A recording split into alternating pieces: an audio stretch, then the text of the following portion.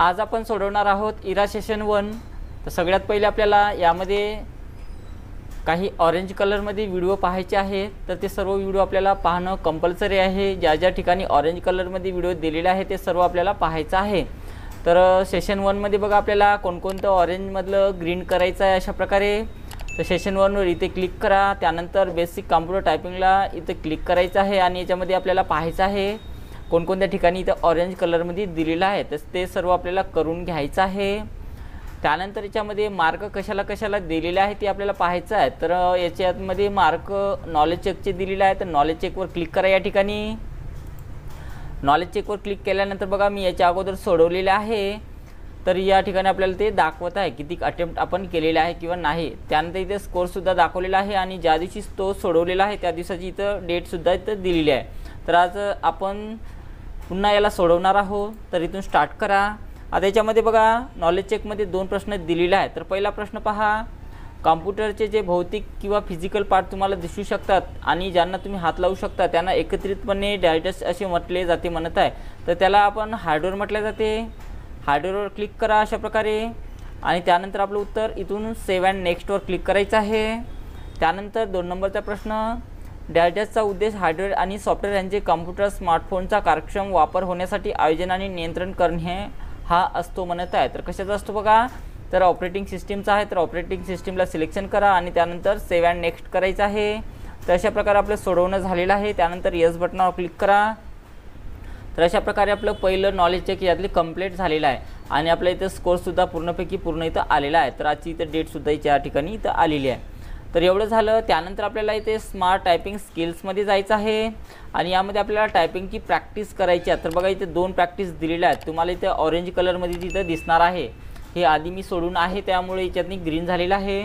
तुम्ही जर first time sir सोडवलं तर हे ऑरेंज कलरमध्ये तुम्हाला दिसणार आहे। तर अशा प्रकारे या ठिकाणी क्लिक करायचं आहे।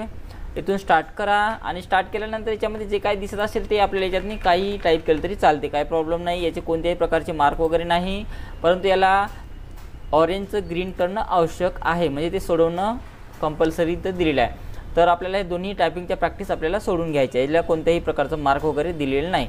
त्यानंतर बघा आपल्याला खाली केल्यानंतर आपल्याला याच्यातनी दुसरं नॉलेज चेक दिलेलं आहे। तर दुसरं नॉलेज चेकवर क्लिक करा, त्यानंतर इथून स्टार्ट करायचं आहे आणि याच्यामध्ये बघा 10 प्रश्न दिलेले आहे। तर 10ही प्रश्न आपल्याला सोडवायचे आहे। काम ते पहिला प्रश्न, ओपन असलेल्या टास्क विंडोजची तुम्हाला फेरमांडणी करायची असेल तर यापैकी कोणत्या पर्यायाचा तुम्ही वापर कराल म्हणत आहे। तर फेरमांडणी जर करायची जर असेल तर बघा या ठिकाणी टास्क व्ह्यूचं बटन दिलेलं आहे। तर याच्यातून आपण करू शकतो, म्हणून याचं उत्तर ऑप्शन नंबर 2 आहे। खालीलपैकी कोणते बटन वापरून तुम्ही हेडफोन चालू किंवा बंद करू शकता म्हणत आहे। तर हेडफोनला आपण चालू किंवा बंद करण्यासाठी या ठिकाणी एक बटन दिलेलं असते, तर याचा वापर करून ते करू शकतो आपण, म्हणून याचं उत्तर ऑप्शन नंबर 2 असणार आहे।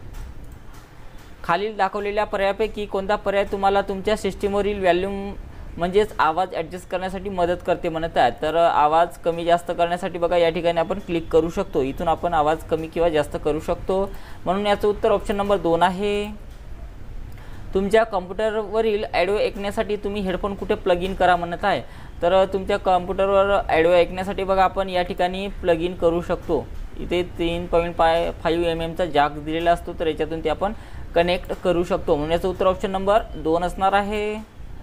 तुमच्या कॉम्प्युटरवर आवाज आणि संगीत ऐकण्यासाठी यापैकी कोणत्या उपकरणाचा तुम्ही वापर कराल म्हणत आहे। तर आवाज आणि संगीत ऐकण्यासाठी बघा आपल्याला या ठिकाणी क्लिक करायचं आहे हेडफोनच्या जागी। तर हेडफोन हे त्याचं उत्तर असणार आहे आणि नंतर आपलं उत्तर सबमिट करा।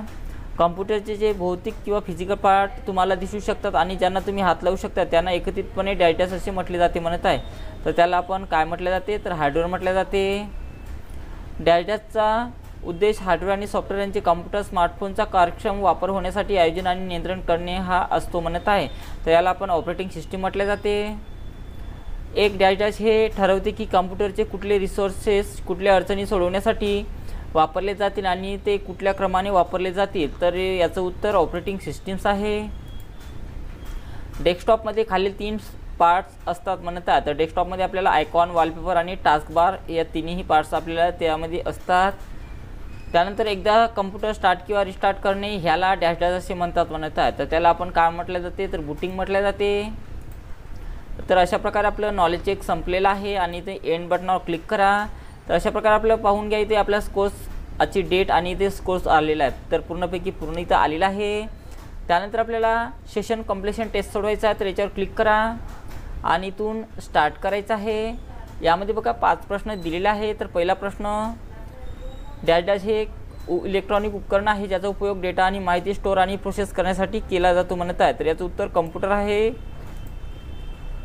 कम्प्युटरच्या मदतीने तुम्ही पुढील सर्व कामे करू शकता म्हणत आहे, फक्त शिवाय म्हणत आहे. तर याचं उत्तर, आपण एका ठिकाणाहून दुसऱ्या ठिकाणी प्रवास करू शकता, हे त्याचं उत्तर असणार आहे. कीबोर्ड, माऊस, मॉनिटर व सिस्टीम युनिट यांना एकत्रितपणे डॅश डॅश असे म्हणता येईल म्हणत आहे. तर या सर्वांना आपण हार्डवेअर म्हटले जाते. डॅश डॅश हा एक पॉइंटिंग डिव्हाइस आहे म्हणत आहे. तर कोणता पॉइंटिंग डिव्हाइस आहे, तर माऊस आहे. कम्प्युटरच्या अंतर्गत गरजांचे व्यवस्थापन करणारे डॅश डॅश हे एक बॅकग्राऊंड सॉफ्टवेअर होय म्हणत आहे. तर त्याला आपण सिस्टीम सॉफ्टवेअर्स म्हटले जाते. त्यानंतर येस बटनावर क्लिक करा. तर अशा प्रकारे आपलं सेशन एंड टेस्ट कंप्लीट झालेलं आहे आणि आपले स्कोरसुद्धा पूर्णपैकी पूर्ण इथं आलेला आहे. तर अशा प्रकारे इरा सेशन 1 आपलं कंप्लीट सोडवणं झालेलं आहे.